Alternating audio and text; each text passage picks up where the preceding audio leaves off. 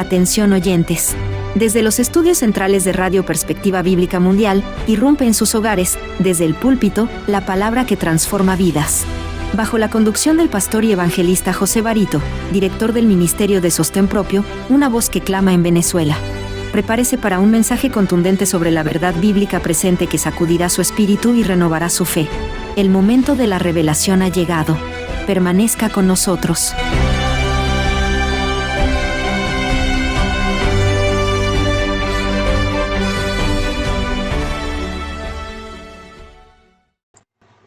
Muy bien. Un saludo cordial a toda nuestra audiencia de Radio Perspectiva Bíblica Mundial. Valoramos profundamente su sintonía y el espacio que nos brindan en su día a día.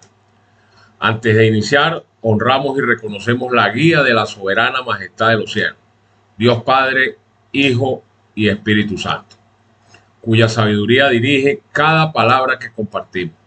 Sin más preámbulos, damos paso al mensaje preparado para este tiempo, titulado ¿Quién es el anticristo? Ese es el título de nuestro tema. ¿Quién es el anticristo? Esta es una revelación profética que sacudirá el mundo entero. Y antes de desarrollar el tema, quiero hacer una pequeña introducción. Y la pregunta que nadie se atreve a hacer.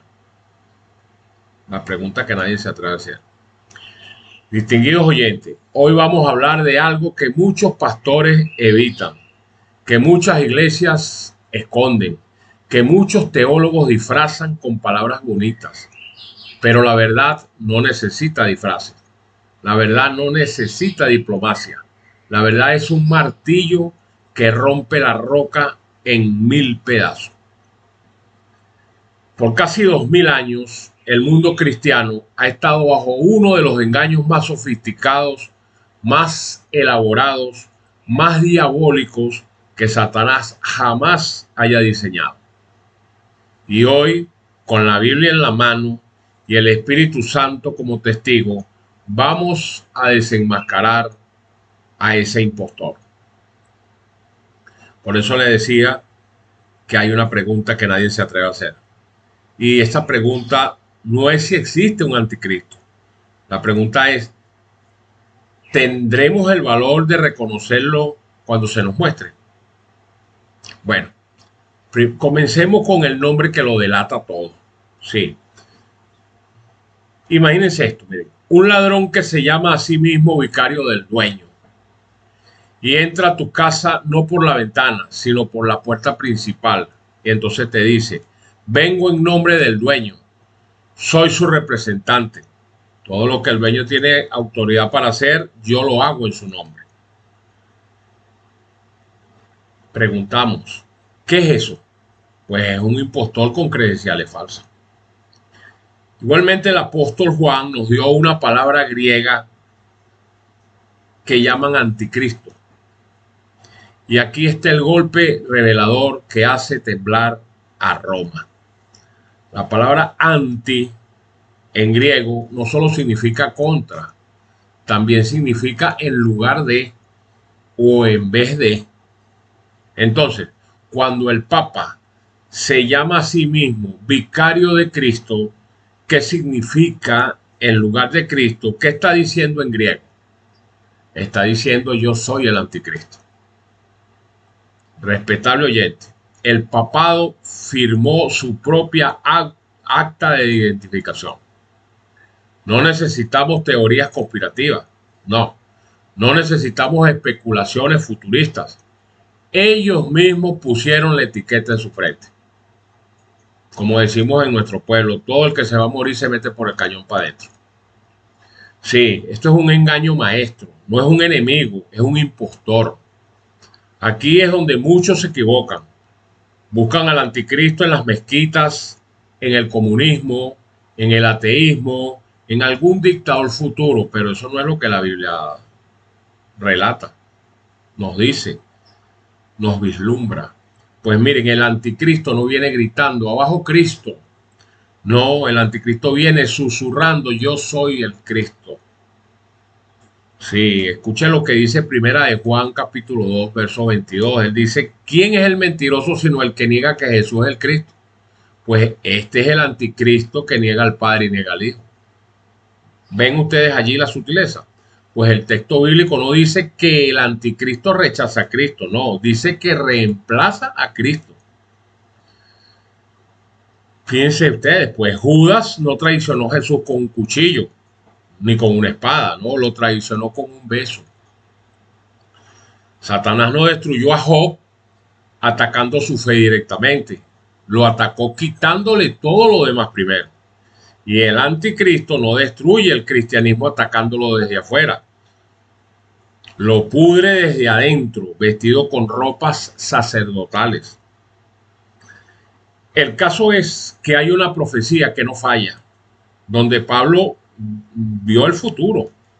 Y eso lo podemos, esa profecía la vemos en segunda epístola a los tesalonicenses, en el capítulo 2, versos del 3 al 4.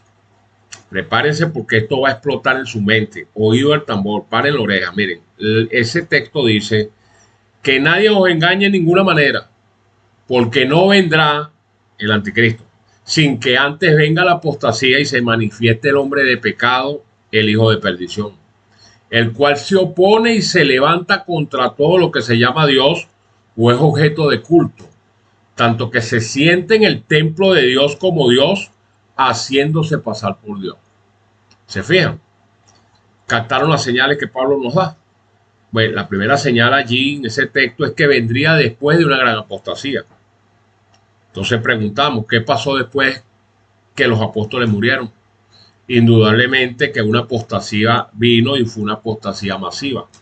Entraron doctrinas paganas, filosofías griegas, rituales romanos putrefactos, y pues la iglesia se casó con el mundo. Eso fue lo que pasó. Una segunda señal en ese texto nos habla de un hombre de pecado, sí, no un hombre de pecado, sino el hombre de pecado, que es diferente. El campeón mundial del pecado institucionalizado. ¿Y qué ha hecho el papado? ¿Qué ha hecho? Pues mire, vendió el perdón de pecados a través de indulgencia. Eso no le corresponde a él. Protegió pedófilos por décadas. Masacró millones en la Inquisición. Cambió los mandamientos de Dios y estableció el pecado como doctrina. ¿Quién se atreve a decirme que eso es falso? Otra señal en el texto. Dice que se sentaría en el templo de Dios haciéndose pasar por Dios. Pues no es en una mezquita, no es un templo judío reconstruido. Es en la iglesia cristiana. Es obvio para el que lee y escudriña las escrituras con agudeza que el papado se sienta en la Basílica de San Pedro, rodeado de cristianos, adorado por cristianos, destruyendo el cristianismo desde adentro. Y también hay otra señal en ese texto. Dice que como Dios haciéndose pasar por Dios. Y para muestra un botón, usted escucha los títulos del obispo de Roma y este hombre se hace llamar Santo Padre, cuando solo Dios es Santo Padre. Se hace llamar su santidad cuando solo Dios es santo. Se hace llamar sumo pontífice, que es sumo sacerdote. Pero el libro de Hebreos 4, verso 14, dice que Cristo es nuestro único sumo sacerdote.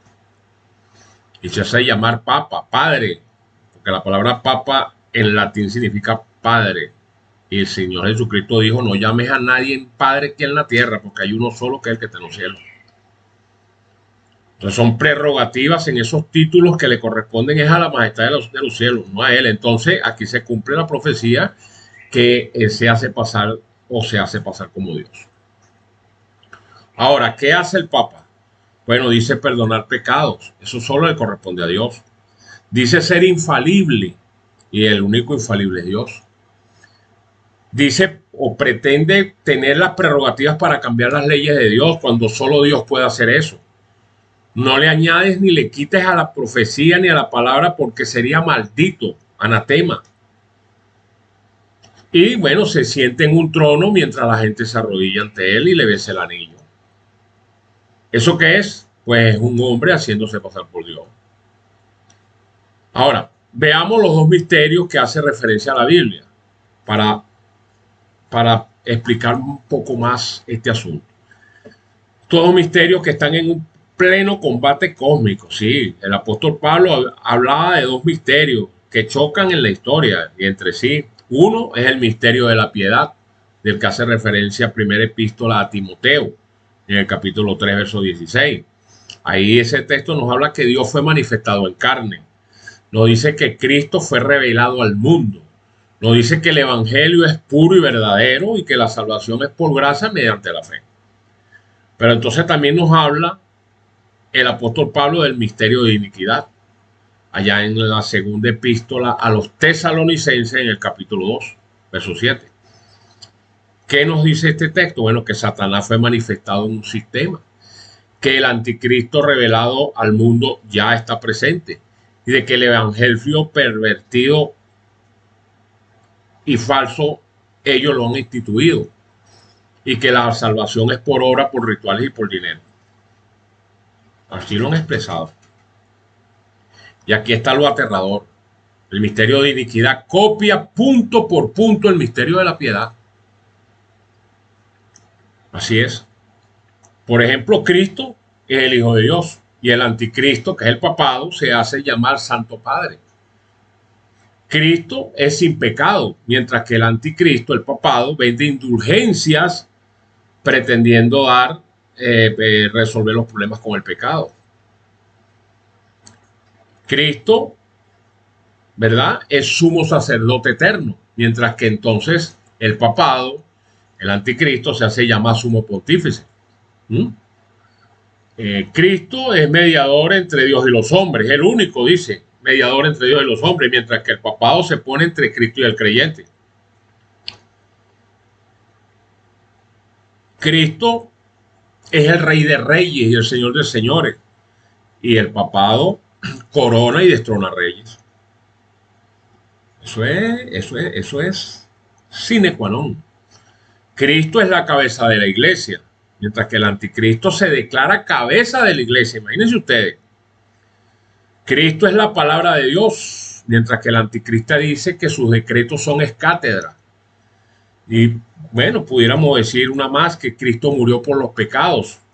Y este señor, el papado, sacrifica a Cristo todos los domingos de nuevo en la misa. Todos los domingos sacrificado en el altar de las misas católicas. Esta es una falsificación tan perfecta que tiene engañado a 1.300 millones de personas. Pero las evidencias de ser el anticristo no las puede evadir. Y eso lo vemos también aunado a todo lo que hemos dicho al cambio de la ley de Dios. El libro de Daniel, capítulo 7, verso 25, profetizó que este anticristo, este hombre de pecado, hijo de perdición, llamado cuerno pequeño, dijo que iba a pretender o que pensaría en cambiar los tiempos y la ley.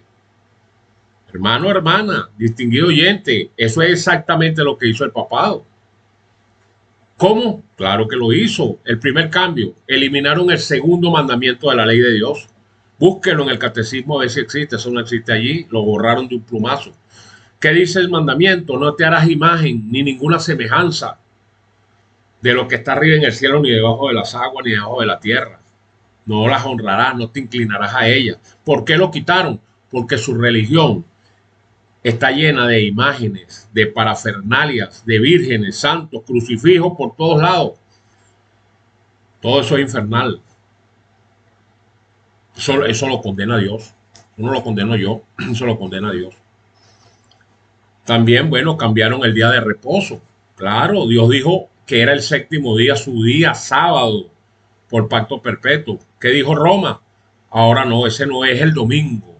Ahora, ¿con qué autoridad? Con la autoridad que ellos se robaron. ¿No pretenden ser Dios en la tierra? Bueno, ahí lo tienen, pues. Dios dijo sábado, no, yo digo domingo. Bueno, se cumple el domingo. Escuchen esta cita de ellos mismos, del Catecismo Católico. Dice que la iglesia tiene el poder de cambiar los preceptos divinos porque nuestro Señor dijo a Pedro, todo lo que atares en la tierra será atado en el cielo. Es una manipulación eclesiástica. Eso es blasfemia pura. Nadie puede cambiar la ley de Dios. No, señor. Otra evidencia, los milagros mentirosos. El libro de Tesalonicenses, el capítulo 2, verso 9, la segunda epístola, nos dice que ese advenimiento de ese anticristo es por obra de Satanás y lo va a hacer con gran poder y con señales y prodigios mentirosos. Eso es lo que dice. Pues el papado dice hacer milagros. Y usted se preguntará, bueno, ¿cómo es eso? Claro, milagros mentirosos. La transustanciación es un milagro mentiroso. Dice que convierten el pan y el vino en el cuerpo literal de Cristo. Eso es una mentira garrafal. Jesús dijo, hagan esto en memoria de mí. Él no dijo, conviértanme en galleta. ¿Ah? Otro milagro mentiroso, el bautismo regenerador. Dicen que el agua del bautismo salva el alma y se lo hacen a los recién nacidos. Eso no fue lo que mandó Jesucristo, eso es una mentira. Efesios capítulo 2, verso del 8 al 9 dice que por gracia somos salvos, no por obras. Otro milagro mentiroso, el perdón en el confesionario. Dicen que el sacerdote perdona pecado. Otra mentira garrafal. Primera de Timoteo capítulo 2, verso 5 dice que hay un solo mediador, uno solo, entre Dios y los hombres, Jesucristo hombre. Aquí no habla de sacerdote, ni de virgen, ni de santo. Negativo. Otro milagro mentiroso, las indulgencias. Dicen que puedes pagar para reducir el tiempo en el purgatorio. Qué mentira, ¿no? El purgatorio ni siquiera existe en la Biblia. ¿Ah? Se lo inventaron para hacer toda la fortuna que comenzó en la Edad Media. Con esa plata hicieron la Basílica de San Pedro y todo lo que tienen, todo lo que se robaron en la Edad Media. Ahora, hay un título que ellos ostentan, un título, bueno, que no deja marcha atrás. Y el título que lo revela todo es Vicario Filii Dei. ¿Qué significa Vicario Filii Dei? El representante del Hijo de Dios en la tierra. El único representante que Dios tiene en esta tierra es el Espíritu Santo, y ellos se hacen llamar Vicario Filii Dei. Esa es otra usurpación. O sea, es uno de los títulos oficiales del papado. Vicario Filii Dei, vicario del Hijo de Dios. Ahora, agárrense porque esto es impresionante. Mire, en el sistema romano, por supuesto los números romanos, las letras tienen valores numéricos. Cuando sumas las letras de Vicario Filii Dei, te da Vicarius, la sumatoria 112. Filii te da 53. Y Dei, que es Dios, te da 501. Cuando usted suma 112 con 53 y con 501, ¿cuánto da? Da 666. Por eso Apocalipsis 13:18 dice, aquí hay sabiduría. El que tiene entendimiento, cuenta el número de la bestia, pues es número de hombre y su número es 666. ¿El qué? El número de la bestia. Entonces, hasta en las matemáticas proféticas encaja. Pero eso no queda allí, no. Hay una historia sangrienta que no pueden negar tampoco. Y hablemos de hechos históricos irrefutables. Por ejemplo, la Inquisición española, que comenzó en 1478, terminó por los años 1834. Ahí hubo más de 150.000 procesados, miles de quemados vivos en la hoguera, en lo que estos sátrapas llamaron autos de fe o actos de fe. Hubo una tortura sistemática aprobada por el papado y su lema, conviértete o muere.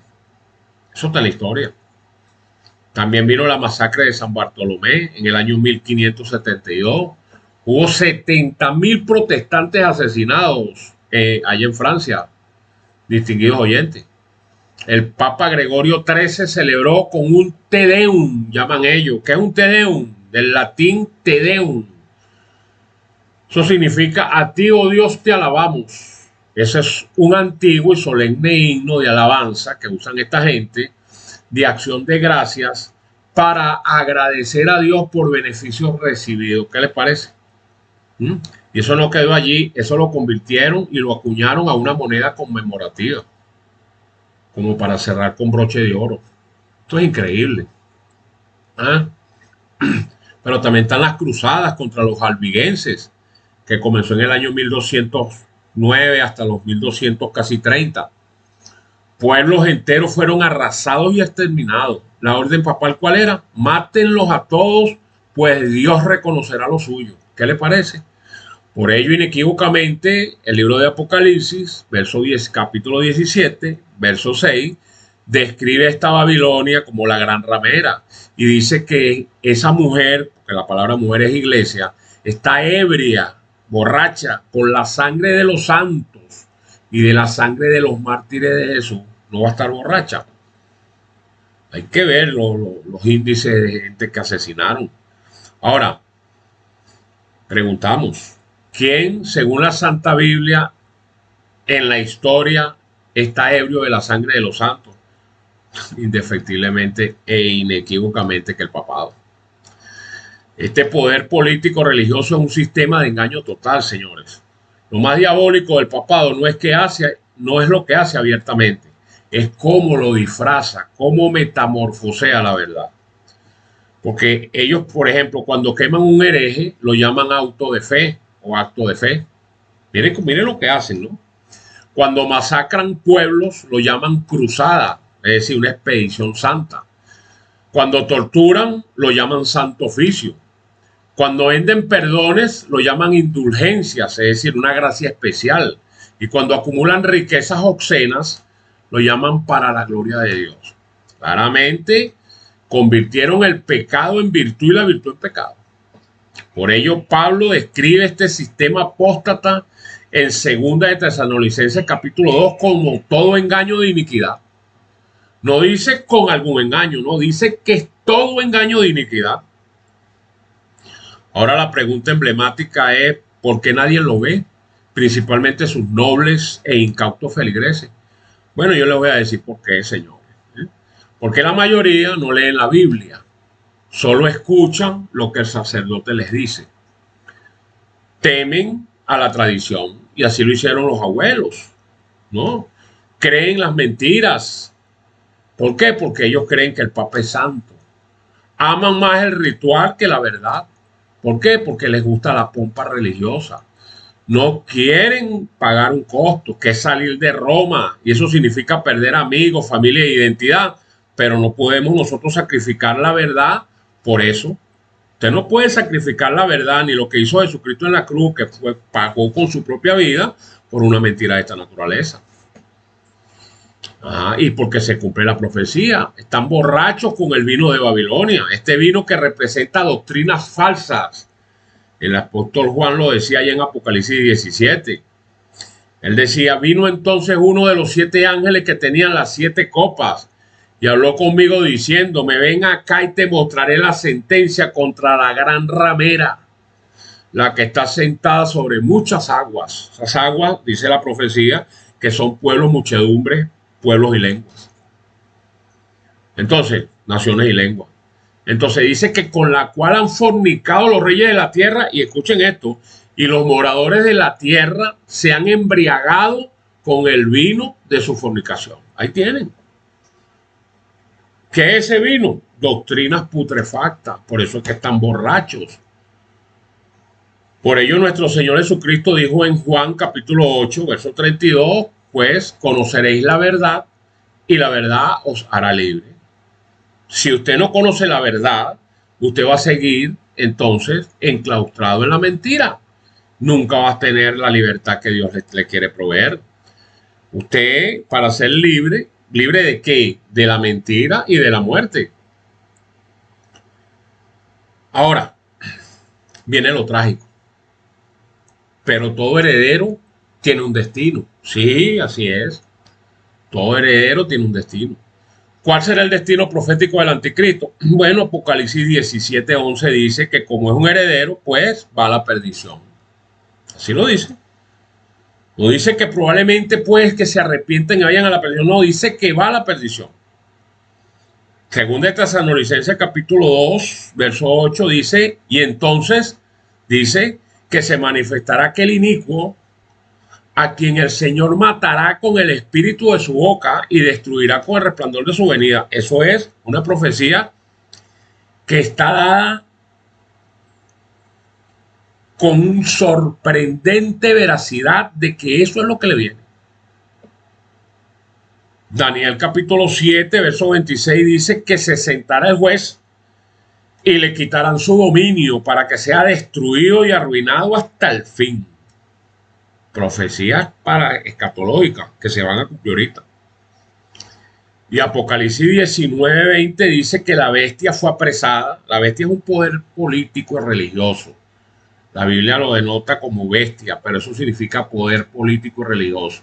Dice que fue apresada y con ella el falso profeta. ¿Quién es el falso profeta? Son los protestantes apóstatas que siguieron las mismas doctrinas de Roma, aunque son, entre comillas, separados de la Iglesia Católica y se hacen llamar cristianos evangélicos, siguen guardando la falsa doctrina que guarda Roma o que instituyó Roma, como es la inmortalidad del alma y como es el falso día de reposo, que es el domingo. El 90 y pico por ciento de la Iglesia evangélica guardan el domingo. Esa es la marca de la bestia. Dice que estos dos fueron lanzados vivos dentro del lago de fuego que arde con azufre, y esta es la muerte segunda y eterna y definitiva. Así que, hermano, hermana, distinguida audiencia, el anticristo ya fue juzgado, la sentencia ya fue dictada, solo falta ejecutarla. Y cada día que pasa el papado pierde más poder. Claro, mire, perdió el poder temporal en 1798, cuando el general Berthier, por mando de la Revolución Francesa, le quitó su hegemonía política, llevándose al papa de turno preso a Francia, donde murió un año más tarde. Y ahí murió la hegemonía política del papado hasta el día de hoy. ¿Quién le va a devolver esa hegemonía? Los Estados Unidos ahora. Está por devolverle esa hegemonía al papado. ¿Cuál es la hegemonía? De que ellas entonces su pretensión es que el mundo guarde el domingo, y va a ser que a través de los Estados Unidos se guarde el domingo. ¿Por qué? Porque Estados Unidos es el poder político, es el poder hegemónico militar. Ese va a ser su principal aliado. Por eso se le dice que es la imagen de la bestia, los Estados Unidos de Norteamérica. Y bueno, mire, perdió los estados papales en 1870. Cada día pierde credibilidad con cada escándalo que le explote en el seno de su institución. Pierde miembros cada año. Ahí lo que hay es una orgía de homosexuales. Lo dicen los mismos sacerdotes dentro de la Iglesia Católica. Ahora, la lenta consumición ya comenzó. La destrucción final viene pronto. Y podemos concluir, distinguidos oyentes, con el llamado que nos da el libro de Apocalipsis en el capítulo 18, verso 4. Dice en este capítulo que hay una orden expresa. Escuchen la voz del cielo. Dice: salid de ella, pueblo mío, para que no sean partícipes de sus pecados ni reciban parte de sus plagas. Señora, aquí no está diciendo permanezcan ahí porque esto se va a reformar. Eso no se va a reformar. Y ustedes vieron la sentencia, va al lago de fuego. Está diciendo salgan de ahí para que no sean partícipes de sus pecados, porque los va a alcanzar las consecuencias de ese pecado. Esto no es un mensaje de odio, es un mensaje de amor que está dando el Señor. No es odio al pueblo católico, no lo es, pero sí odio su falsa doctrina, porque van en detrimento de la voluntad de Dios. Sí, nosotros amamos al pueblo católico, por eso se les grita: despierten. No atacamos a las personas, atacamos al sistema que las tiene cautivas. Por ello, hoy les hago 3 preguntas. ¿Seguirás a Cristo o al anticristo? ¿Creerás en la Biblia o la tradición? ¿O tendrás el valor de salir de Babilonia? ¿O permanecerás en ella a sabiendas que eso te costará tu salvación? Porque viene el día cuando Jesús preguntará: ¿por qué me llamas Señor, Señor, y no hiciste lo que yo te dije? ¿Por qué decías creer en mí pero rezabas a María? ¿Por qué decías seguirme pero guardabas tradiciones corruptas de los hombres? Pues, señores, hoy es el día de salvación. Hoy es el día de que usted tome una decisión firme y categórica. Hoy Dios lo está llamando para que salga de ella lo antes posible, tanto de allí, de esa iglesia apóstata, de esa organización, como de las iglesias evangélicas que guardan los domingos y creen en la inmortalidad del alma, en un fulano infierno que no existe. No es mañana, no, señor. Es cuando sea más conveniente. ¿Y cuando es más conveniente? Es hoy. Dice el Señor: si hoy estás escuchando mi voz, y ves que te estoy llamando, abre la puerta y yo entraré y cenaré contigo todos los días hasta el fin del mundo. Y finalizo con estas 2 preguntas. Con 2 preguntas finalizo. ¿Cómo puede salvarse a alguien que fue católico toda su vida? Bueno, igual que cualquier pecador, por gracia, mediante la fe en Cristo solamente, como lo expresa Efesios 2, del 8 al 9. Los pasos prácticos son reconocer que el sistema romano es falso, es arrepentirse de seguir tradiciones humanas, es poner la fe únicamente en Cristo y en su sacrificio, es estudiar y escudriñar la Biblia constantemente, no el catecismo. Ese es un panfleto que lo que hay que meterle es candela, porque eso va en contra de la voluntad de Dios. Eso fue cambiado completamente. Es unirse a una iglesia que predique solo la escritura sagrada, que guarde los mandamientos como están establecidos en el libro de Éxodo, capítulo 20. Es testificar con amor a familiares católicos. ¿Por qué? Porque la salvación es instantánea, el crecimiento es progresivo. Y la segunda pregunta que le hago es ¿qué viene después? ¿Cómo termina todo esto?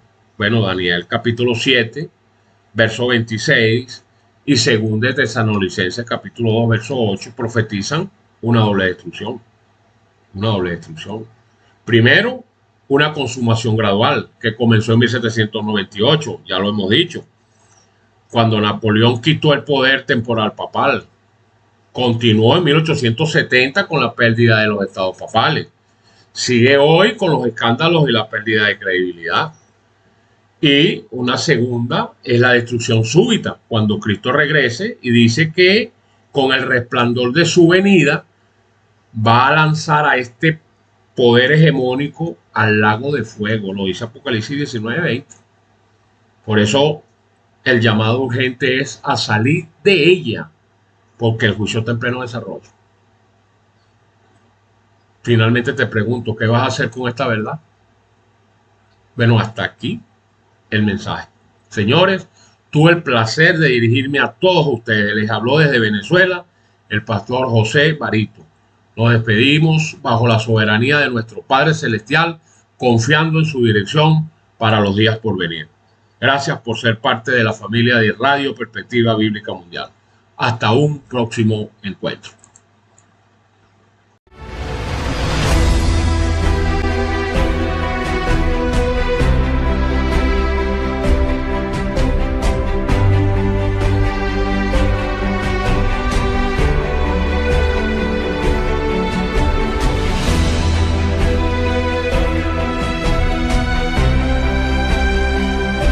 Ha escuchado Desde el Púlpito, donde la verdad resuena con poder. Este mensaje fue traído a usted por Radio Perspectiva Bíblica Mundial, llevando luz a un mundo en tinieblas. Síganos y profundice más en www.perspectivabiblicamundial.com y descubra recursos que fortalecerán su caminar espiritual. Recuerde, la verdad no solo se escucha, se vive. Radio Perspectiva Bíblica Mundial, proclamando el mensaje eterno hasta que Cristo vuelva. Dios le bendiga abundantemente.